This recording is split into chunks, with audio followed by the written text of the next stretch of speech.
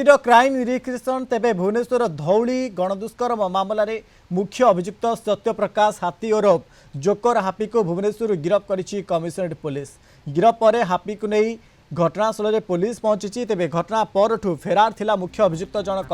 आज मुख्य अभियुक्त को कोर्ट चालान करा पूर्वर एही घटना दुई अभियुक्त को गिरफ करिथिला पुलिस। एबे भी धरा पड़ी नाहंती आउ दुई जण अभियुक्त मानक धरिबा तुरंत घटनार प्रमाण संग्रह करने दोषी विरोध में त्वरित चार्जसीट और दंड विधान पर रेड फ्लैग अंतर्भुक्त करा जायछि।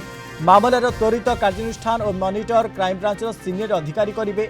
घटनार स्टाटस रिपोर्ट क्राइमब्रांचर एडीजी प्रति मासरे डीजी को अवगत करेंगे। डिसेम्बर 10 तारिख में धौली में घटिथिबा नाबालिका गणदुष्कर्म घटना राज्य में आलोड़ना सृष्टि करिछि।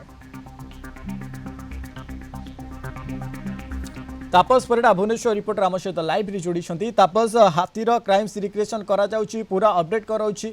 निश्चित भाव में मनोज ये हूँ अभियुक्त जे कि सत्य प्रकाश हाथी ओरफ हापी नाटी सीना हापी किंतु पूरा अंचल अनहापीर वातावरण सृष्टि करतिला। ए अभियुक्त वर्तमान धौली गणदुष्कर्म घटना जेतु संपृक्त रहितिला ताकू गिरफ करा जायछि।